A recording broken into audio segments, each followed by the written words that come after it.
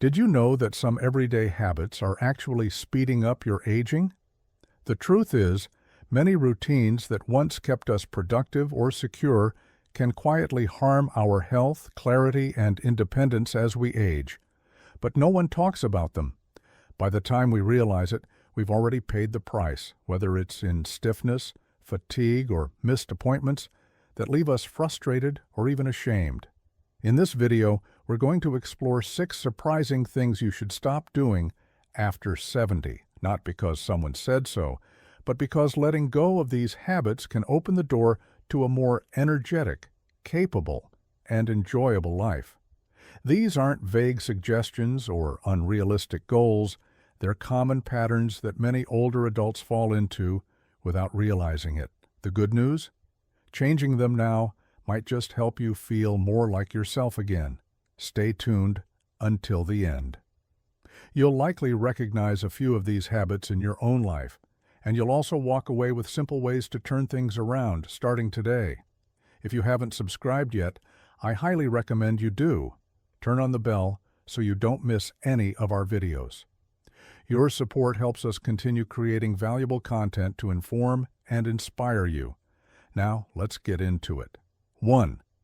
Avoiding strength-based movement. One of the biggest mistakes people make after 70 is assuming it's safer to slow down and do less. It sounds reasonable. Your joints might ache more than they used to, your balance may not feel quite the same, and the thought of lifting anything heavier than a grocery bag might feel intimidating. So, many older adults stop using their muscles altogether, thinking that rest equals protection. But in reality, avoiding strength-based movement is one of the fastest ways to lose independence, mobility, and the ability to live life on your own terms. Muscle doesn't just keep you strong, it keeps you alive. After 70, muscle loss, also known as sarcopenia, accelerates unless we actively work to preserve it. This isn't about lifting heavy weights at the gym or training like a bodybuilder. It's about keeping the muscles you already have engaged. Even small amounts of resistance, like bodyweight exercises, light dumbbells, or resistance bands, can make a huge difference. The key is consistency and intention. Every step you take, every time you stand up without assistance, every time you carry a bag or reach for something on a shelf, your muscles are the reason you can do it. Let me tell you about George. He's 82 and used to avoid most physical activity after a minor fall a few years ago. He was afraid to push himself, afraid of getting hurt again. So he stuck to his recliner, took short walks, and kept to familiar routines. But after a visit to a physical therapist, he learned that inactivity was doing more damage than movement ever could. He started with 5-minute strength routines, nothing fancy, just standing up from a chair without using his hands, lifting soup cans, and practicing balance by standing on one leg near the kitchen counter. Within 2 months, his legs felt steadier, and his confidence started to return. There's something powerful that happens when you use your body with purpose. It's not just about mobility, it's about dignity. It's about knowing you can get out of bed without fear, walk through the store without needing to lean on a cart, or get down on the floor to play with your grandchild, knowing you can get back up. Strength gives you that. And it doesn't take hours a day. Just a few simple, repeated movements can begin to rebuild what time has tried to take away. Strength loss happens quietly. It doesn't hurt, at least not right away. But you start to notice it in the little things, getting winded faster, struggling with stairs, or needing to lean on your arm just to stand up. The sooner you recognize it, the sooner you can reverse it. It's never too late, and you don't need fancy equipment. You just need to decide that staying strong matters more than staying still. 2. Eating like you did in your 40s. One of the biggest mistakes people make after 70 is believing they can eat the same way they always have. Same portion sizes, same timing, same comfort foods on repeat. It feels familiar. It feels easy. And for a long time, it might have worked just fine. But the reality is, your body isn't running on the same fuel system it had 30 years ago. Your metabolism has slowed. Your digestion may not be as efficient. Your nutritional needs have changed.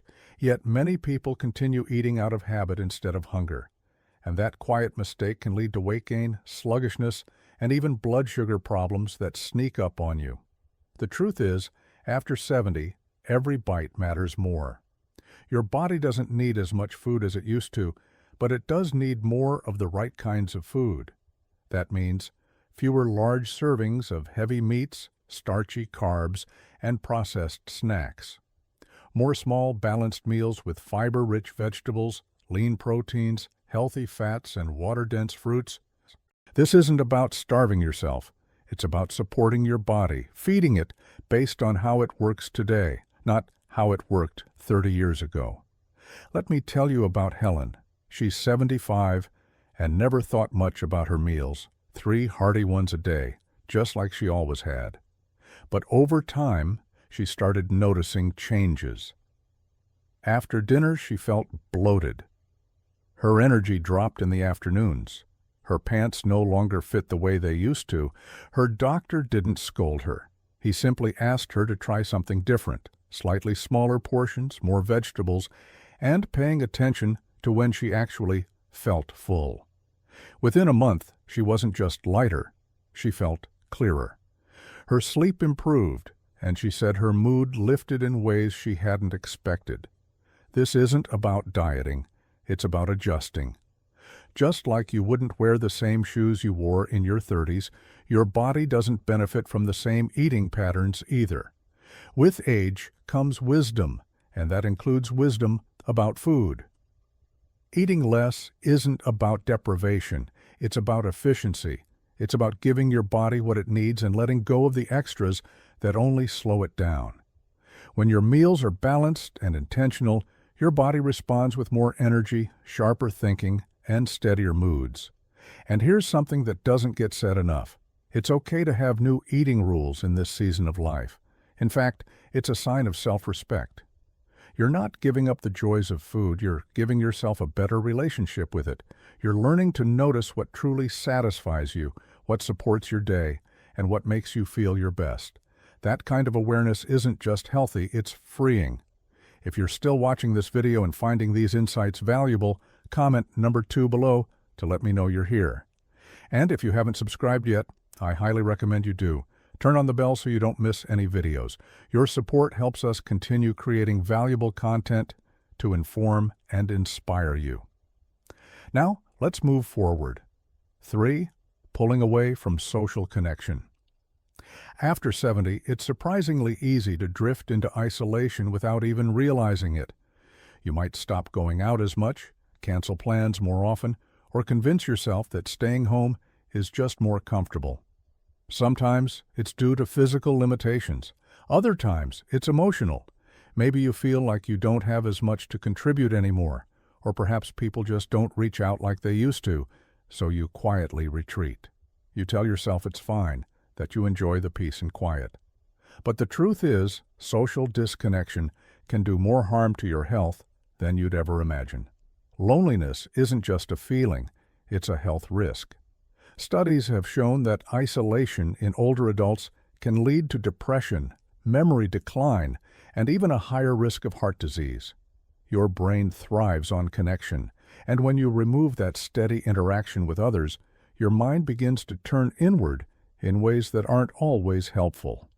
Conversations, shared laughter, even a simple phone call. All of these act like mental exercise. They keep you sharp, grounded, and emotionally stable. And perhaps most importantly, they remind you that you still matter. Let me tell you about Sylvia. She's 80 and had slowly stopped seeing her friends after her husband passed away. She told herself she needed time, but months turned into years.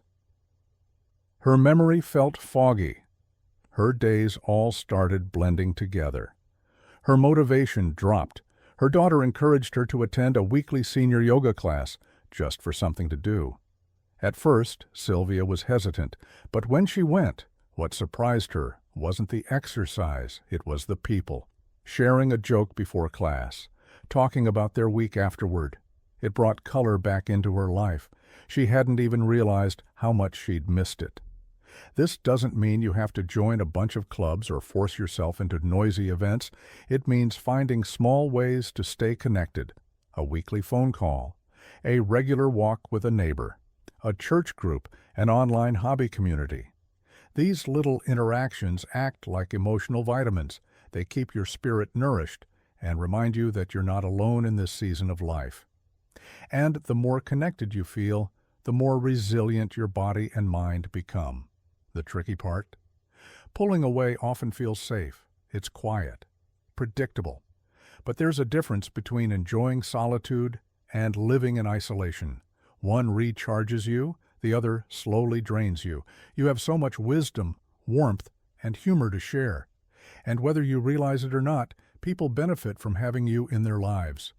When you reach out, you're not just helping yourself, you're reminding someone else that they're not alone either. 4. Ignoring small health symptoms. One of the most dangerous habits that can creep in after 70 is brushing off small health symptoms just because they seem minor or familiar. A little dizziness here, a bit of chest tightness there, maybe just some extra fatigue in the afternoon. You tell yourself, it's just part of getting older. I don't want to be dramatic. I don't want to be a burden. And honestly, I'm tired of sitting in waiting rooms. So you ignore it.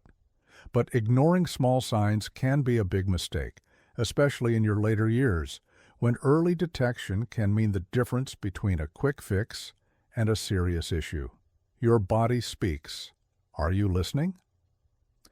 As we age, the body becomes more vulnerable, but it also becomes more communicative, if you're willing to listen. Symptoms that you could once shake off now matter more. That slight swelling in your ankles could be your heart asking for attention. That occasional confusion might not just be a senior moment. It could be a red flag. That persistent fatigue could signal something deeper than just aging, and the longer you wait, the harder it becomes to treat, reverse, or manage. Catching things early isn't about fear, it's about wisdom. Let me share the story of Walter. Walter is 78 and always considered himself tough. He didn't like going to the doctor. He rarely took anything seriously unless he was in real pain, but then he started noticing. His vision was blurrier than usual. There was a strange tingling in his feet. He chalked it up to age. It wasn't until his daughter insisted he get it checked out that he learned he had early-stage diabetes. Because he caught it early, he was able to manage it with diet and activity. But his doctor told him plainly, if you had waited much longer, this could have become irreversible. You are the expert on your own body. When something feels different, strange, or just not right, you have every reason to check it out.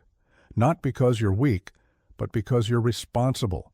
Health issues don't always arrive with sirens and flashing lights. They often whisper, and the older we get, the more important it becomes to pay attention to those whispers.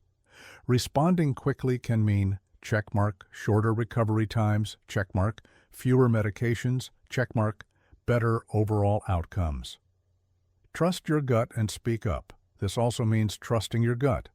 If you ever feel dismissed or unheard by a doctor, remember, you have the right to ask questions. You have the right to seek a second opinion. You have the right to advocate for yourself.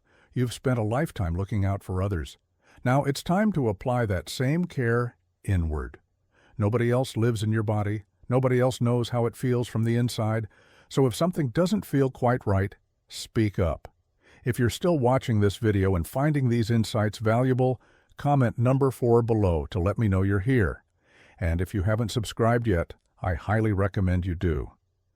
Turn on the bell so you don't miss any videos. Your support helps us continue creating valuable content to inform and inspire you. 5. Relying on memory instead of writing things down. After 70, one of the most common yet underestimated habits is trusting your memory more than you should. You've spent a lifetime remembering birthdays, appointments, what pills to take and when to take them. And for most of your life, that system worked just fine. So you keep doing it. reciting the day's plan in your head, reminding yourself to call someone later, keeping track of medications without writing anything down. But here's the quiet danger. Memory isn't as reliable as it once was. Depending on memory without support can lead to small slip-ups with big consequences. Forgetting an appointment is one thing. Forgetting whether you already took your medicine is something else entirely. It happens more than people admit. You might accidentally double up on medication, skip a dose entirely, thinking you already took it. That one small moment of uncertainty can snowball into serious health issues, especially with blood pressure meds, diabetes medication, pain management drugs. But here's the truth. Writing things down isn't a sign of decline. It's a sign of responsibility. It's how you protect your future and reduce stress today. Bill's story. Bill is 73 and prided himself on his sharp mind. He handled all the bills, tracked all the birthdays, never needed a calendar. But then, in 1 week, he missed a specialist appointment, accidentally skipped his morning dose. Twice. That's when he realized something had changed. At first, he felt embarrassed, like he was admitting weakness. But after starting a simple notebook system and setting phone alarms, he noticed something surprising. He was remembering more. He was worrying less. He said it felt like he had handed off some of the weight he'd been silently carrying for years. Support your memory with simple systems. Our brains do more than we give them credit for. And after decades of life experience, it's normal for short-term memory to slow down. That doesn't mean you're failing. It means your system needs support. Try these simple tools: a calendar on the fridge, a small notebook for daily reminders, a pill organizer, setting phone alarms for important tasks. It's not about being forgetful. It's about setting yourself up for success. The hidden benefit: mental freedom. What surprises people the most is how freeing it feels to take things out of your head and put them somewhere visible. It clears mental space. It reduces anxiety. It builds confidence. You stop second-guessing yourself. You stop repeating the same mental checklists over and over. Instead, you trust the systems you've created, and your mind can finally rest a little. If this insight resonated with you, comment number 5 below to let me know you're here. And if you haven't subscribed yet, hit the subscribe button and turn on the bell so you never miss a video. Your support helps us continue creating valuable content to inform and inspire you. 6. Resisting technology altogether. For many people over 70, completely shutting out technology feels like the easiest choice. Maybe you've tried it before and felt frustrated. Maybe you feel overwhelmed by all the changes. Maybe you've convinced yourself that it's just not for you. You might say things like, "I don't need all that stuff. I'm too old to learn. I've gotten by just fine without it." And while those words may feel true in the moment, they quietly build a wall between you and tools that could actually make your life easier, safer, and more connected. Technology isn't about trends. It's about independence. You don't have to dive into social media or buy the latest gadgets to benefit from technology. It can be as simple as sending a text message, using a voice assistant to set a reminder, checking your health records online. These aren't just conveniences. They're lifelines. They help you manage medications, keep in touch with loved ones, get help in emergencies, access important information in seconds. By refusing to engage with technology at all, you're not avoiding stress. You're increasing your dependence on others. Louise's story. Louise, 79, used to call her daughter every time she needed to. Check her appointment times. Look up a prescription refill. Her daughter lovingly helped. But Louise started feeling more and more dependent. One day, her grandson showed her how to use the Calendar and Reminders app on her phone, her pharmacy's website, to check refills. At first, she struggled. There were hiccups, questions, and moments of doubt. But after a few weeks, she was doing things independently that once required 3 phone calls, and she felt something she hadn't felt in a long time: capable. Technology isn't about mastering every device. It's about reclaiming your independence. Small wins with technology add up quickly. Checking the weather, reading messages from loved ones, getting health alerts, joining a virtual class. These little actions remind you that you can adapt, grow, and stay connected to the world around you. You don't need to be a tech expert. You just need a little curiosity and someone patient to guide you. And if you've ever felt ashamed or embarrassed for not knowing how to use something, let that go. Everyone starts somewhere. No one expects you to know everything right away. But giving yourself the chance to try is what matters most. Technology isn't the enemy of aging. It's a powerful ally. The more open you are to it, the more doors you open for yourself in return. If this insight resonated with you, comment number 6 below to let me know you're here. And if you haven't subscribed yet, hit the subscribe button and turn on the bell so you never miss a video. Your support helps us continue creating valuable content to inform and inspire you. Final thoughts. As we wrap up, take a quiet moment to reflect on what we've covered together. Which one of these habits do you recognize in yourself? Which one surprised you the most? After 70, the rules of the game change, but nobody hands you a new playbook. That's why it's easy to fall into patterns that feel safe, but slowly chip away at your health, independence, peace of mind. But here's the truth. It's never too late to shift direction. You don't have to overhaul your life overnight. Just one small step away from these habits can bring more clarity, energy, and confidence. Whether it's moving your body a little more each day, adjusting your meals to match your needs now, finally asking someone to walk you through that new phone. You are not falling behind. You are learning to move forward with intention. Aging doesn't mean shrinking back. It means rising up with the wisdom you've earned. These habits may seem small, but every choice you make in favor of your well-being is a declaration that you still matter, statement that your time is valuable, reminder that the best parts of your life are still unfolding. Thank you for joining us today. We'd love to hear from you. Leave a comment below. What's one thing you learned today, and how do you plan to use it?